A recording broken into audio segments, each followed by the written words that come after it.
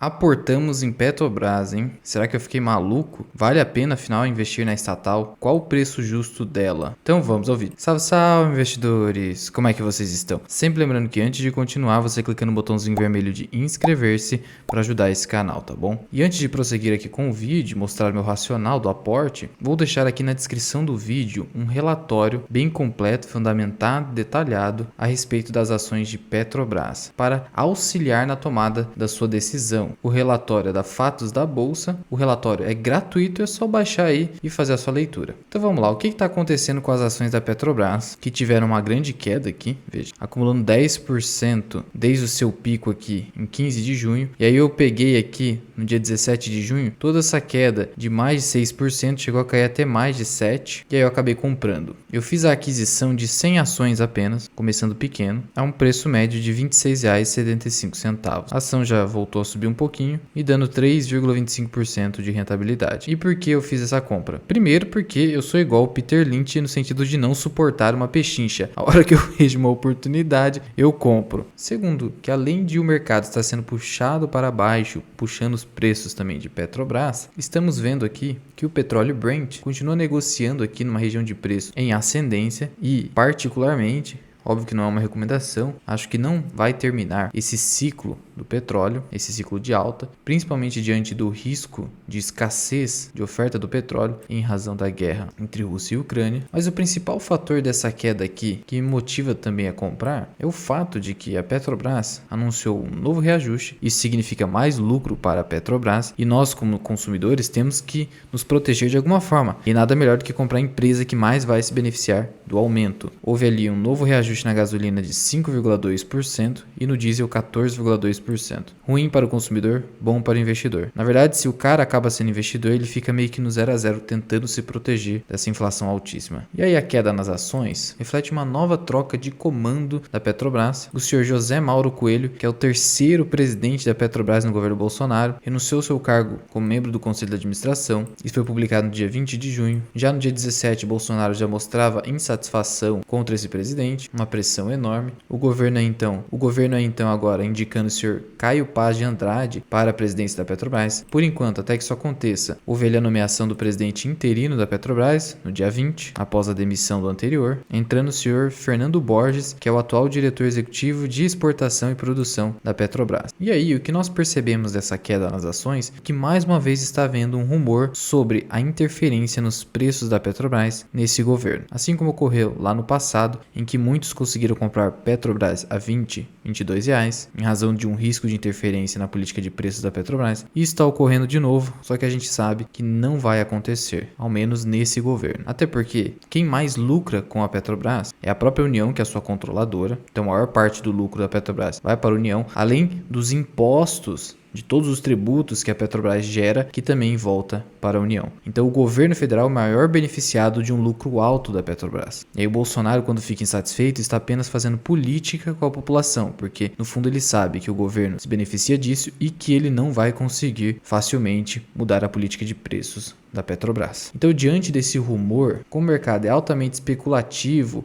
e irracional no curto prazo, tomei a decisão de comprar 100 açõezinhas de Petrobras. Sim, eu sei, com volatilidade nas eleições, a ação pode cair ainda mais. Mas quem disse que você pode acertar o fiofó da mosca? Eu não consigo. Se você consegue, parabéns. É por isso que você deve começar pequeno, porque você nunca sabe quando vai parar de cair. Só que você também, se não começar a montar uma posição quando aparece uma oportunidade, quando você vai conseguir montar uma boa posição? E se o papel não chegar no preço que você queria? Aí você perdeu eventualmente uma oportunidade. Então você fica nesse conflito como investidor. E aí compete a você decidir o que vai fazer, ponderando todos os riscos envolvidos. E aí veja que está havendo uma grande volatilidade nas ações. Teve até aqui um ofício da B3 para a Petrobras, informando essa volatilidade agressiva, que a gente já sabe que é pura especulação. E a companhia, obviamente, esclarece que não tem conhecimento de qualquer fato relevante, pendente, que justifique tudo isso aí. Mas ela sabe do que se trata. E como funciona, afinal, essa política de preços da Petrobras, que o Bolsonaro tanto critica?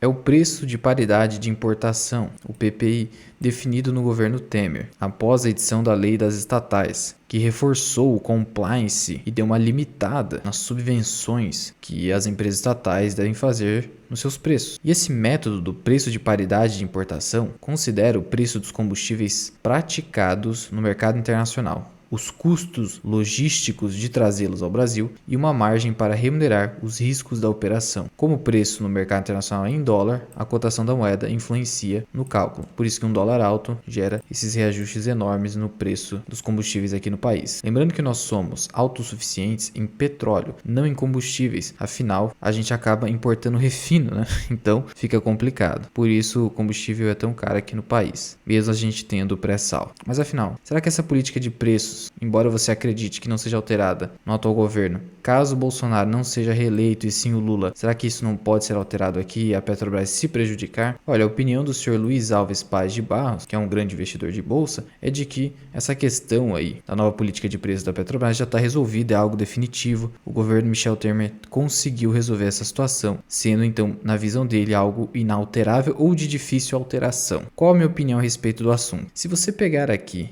o estatuto da Petrobras, ele diz o seguinte: artigo 34. Compete à diretoria executiva, aos diretores da empresa, dispor a respeito da política de preços e estruturas básicas de preço dos produtos da companhia. Então é a diretoria que define isso, tá? E quem nomeia a diretoria? Está no artigo 20 do estatuto, que diz o seguinte: a diretoria da Petrobras terá um presidente escolhido pelo conselho de administração, dentre os seus membros, e 7 diretores executivos eleitos pelo conselho de administração. Então a diretoria é eleita pelo conselho de administração. E quem nomeia o conselho de administração? Ele é nomeado na Assembleia Geral, mas quem indica? A presidência da República, o governo federal, o controlador. Portanto, não é impossível a mudança da política de preços da Petrobras, embora hoje seja muito difícil diante das atuais regras de conformidade da empresa. Então sim, ao comprar ações de Petrobras, uma possível eleição do Lula, você corre o risco de haver uma tentativa mais concreta de interferência nos preços, tá bom? Então, cuidado com Petrobras, não estou fazendo recomendação, nem quero que você replique o que eu estou fazendo aqui, que acaba sendo uma assunção de risco estatal bem claro, principalmente com o novo governo. Só que o risco que eu estou assumindo, na minha visão, vale o preço. Howard Marks sempre disse que o risco ele é proporcional ao preço que você paga por um ativo. Se o preço que você paga por um ativo é extremamente baixo, por mais que aquele ativo tenha muitos riscos, e o que é risco é a probabilidade de algo acontecer contra o que você espera, então aí vale a pena colocar o seu dinheiro naquele ativo, porque o preço justifica aquele risco. E aí, antes de mostrar ali para vocês o quanto Petrobras está descontada e também falar a respeito dos dividendos, aqui apenas alguns destaques dos resultados do primeiro trimestre de 2022 de Petrobras, principalmente aqui a sua dívida. A dívida líquida sobre EBITDA está bem controlada, chegou abaixo de 1. Olha só que interessante, isso significa que o EBITDA atual da empresa é capaz de em menos de um ano pagar a sua dívida líquida. Isso é excelente. Finalmente a Petrobras conseguiu controlar a sua dívida. Esse resultado foi também beneficiado por um dólar acima de R$5, o que a gente está tendo dificuldade de ver hoje em dia. Então, no segundo trimestre de 2022, o resultado não será tão bom,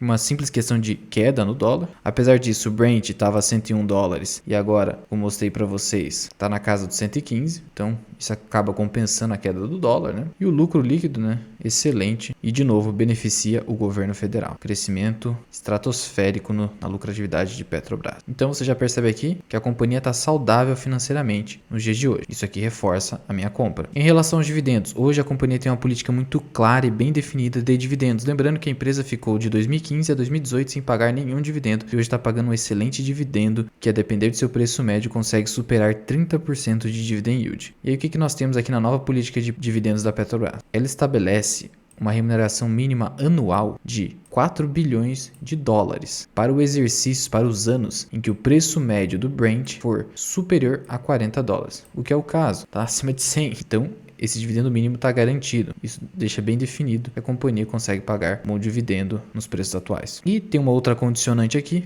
em caso de dívida bruta igual ou inferior a 65 bilhões de dólares e de resultado positivo acumulado a serem verificados no último resultado trimestral apurado e aprovado pelo conselho, a empresa deverá distribuir aos seus acionistas 60% da diferença entre o fluxo de caixa operacional e os investimentos, o CAPEX. E hoje a dívida bruta da empresa está inferior a 65 bilhões de dólares. Olha aqui, ó, dívida bruta, 58 bilhões de dólares. Então, o cenário hoje é muito positivo para pagamento de dividendos pela Petrobras. E esse dividendo volta para a União, de novo. A União recebe esse dividendo e, em tese, deve reverter em políticas públicas para a sociedade. Em relação aos dividendos pagos nesse ano, veja só, a companhia anunciou no dia 5 de maio que o Conselho de Administração aprovou o pagamento de dividendos no valor de R$ 3,71 por ação, preferencial e ordinária. Não tem extinção aqui no valor do dividendo. O dividendo é pago em duas parcelas, Primeira parcela de 1,85, segunda de 1,85. Então você imagina só, 3,71. Vamos considerar uma cotação de R$30. E olha que minha cotação é de 26 e pouquinho. Você tem um yield de mais de 10%. É claro que eu não vou receber esse dividendo, porque a data de corte 23 de maio